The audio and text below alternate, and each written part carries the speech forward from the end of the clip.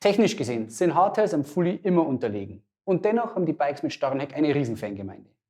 In einem früheren Video haben wir bereits festgestellt, dass der Trend zum Hardtail mit 120 mm Federweg und Teleskopstütze wirklich Sinn macht, weil die Bikes einfach deutlich besser fahren als die puristischen 100 mm Racebikes von früher.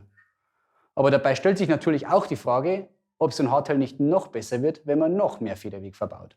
Und deshalb schauen wir uns jetzt an, wie sich ein Trail Hardtail mit 140 mm Federweg im Vergleich zum 120er Hardtail fährt.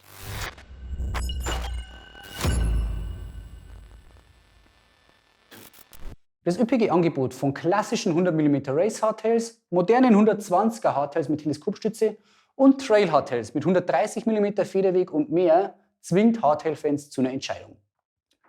Klassische Race Hardtails mit 100 mm Federweg, wie das Scottscale RC, das Merida Big 9 oder das Cube E-Lite, haben wir alle hier auf dem Kanal getestet und sie funktionieren wirklich hervorragend. Aber sie haben einen ganz schmalen Einsatzbereich. Es sind spartanische Maschinen für die Rennstrecke.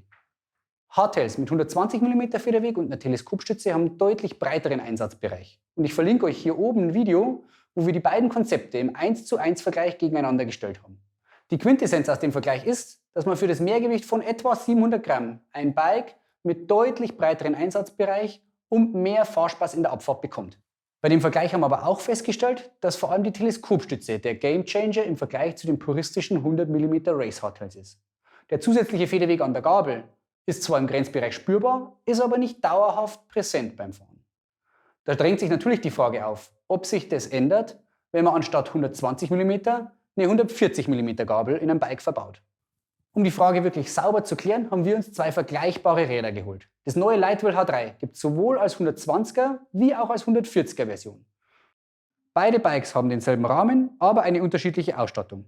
Während die 120er Version auf nur ganz leicht profilierten Reifen rollt, hat die 140er Trail-Version nicht nur deutlich gröbere Stollen, sondern auch Alulaufräder und eine Vierkolben-Bremsanlage am Vorderrad. Das ganze Konzept ist also deutlich mehr auf Abfahrt ausgelegt, was in Anbetracht des üppigeren Federwegs auch wirklich Sinn macht. Mich hat es ehrlich gesagt gewundert, dass das 140er Trail Hardtail nur 900 Gramm mehr wog als die 120er Version.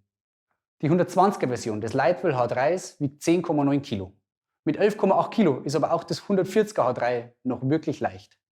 Wundern tut einen das nicht, schließlich kosten beide Bikes über 5.000 Euro. Das Orbea Laufen hier kostet unter 2.500 Euro und wiegt dabei 13,7 Kilo. Zwischen den 120er Hardtails und den Trail Hardtails mit mehr Federweg gibt es also einen deutlichen Unterschied in Gewicht und Ausrichtung. Die entscheidende Frage ist aber, wie spürt man das auf dem Trail? Auf dem 120er Bike sitzt man einfach etwas sportlicher und kann so effizienter in die Pedale treten.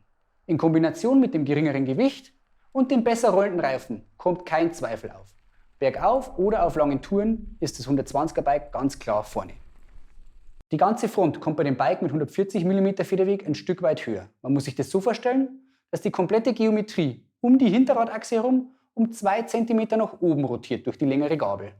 Dadurch verringert sich der Reach des Bikes und auch die horizontale Oberrohrlänge. Im Single Trail Bergab dreht sich der Spieß um. Allerdings weniger als man es vermuten würde. Klar, man steht beim 140er Bike aufrechter hinter dem Lenker und hat so etwas mehr Kontrolle. Der gewachsene Radstand, die griffigeren Bremsen und der zusätzliche Federweg geben einem bergab ein sichereres Fahrgefühl. Aber auch das Trail Hardtail bleibt ein Hardtail. Man kann damit zwar schneller wie mit der 120er Version bergab fahren, aber bestimmt nicht doppelt so schnell. Irgendwann prasseln die Schläge am Hinterrad einfach dermaßen ein, dass es schwer wird, das Ganze unter Kontrolle zu halten. Um das volle Potenzial der Gabel und der griffigeren Reifen vom 140er Bike auszunutzen, bräuchte es schlicht einen Dämpfer im Heck. Letztendlich sind die Trails, die man mit dem 140er Bike und mit dem 120er Bike fährt, nahezu dieselben. Klar, mit dem 120er Bike muss man die Fahrweise etwas anpassen. Die schwächer profilierten Reifen haben etwas weniger Grip und auch die Federung hat etwas weniger Reserven als beim 140er Trail Hardtail. Aber der Fahrspaß bergab bleibt nahezu identisch. Und man hat mit dem 120er Bike aufgrund des geringeren Gewichts und der gut rollenden Reifen einfach einen größeren Tourenradius. Zusammenfassend kann man sagen, dass mehr Federweg beim Hardtail nicht zwingend besser ist. 120er Hardtails mit Teleskopstütze vereinen aktuell die größte Schnittmenge aus Tourentauglichkeit und Fahrspaß bergab. Aber auch Trail Hardtails mit 130 oder 140 mm Federweg haben durchaus ihre Berechtigung. Wer auf langen Touren vor allem bergab Gas geben will und nicht mehr wie 2.500 € für ein neues Mountainbike ausgeben will, der fährt mit dem Trail Hardtail meist besser wie mit dem Fully. Auf bike-test.com haben wir den kompletten Mountainbike-Markt für euch aufbereitet. Schaut's rein, weil dort findet ihr alle aktuellen 120er Hardtails und natürlich auch alle aktuellen Trail Hardtails nach einheitlichen Kriterien bewertet.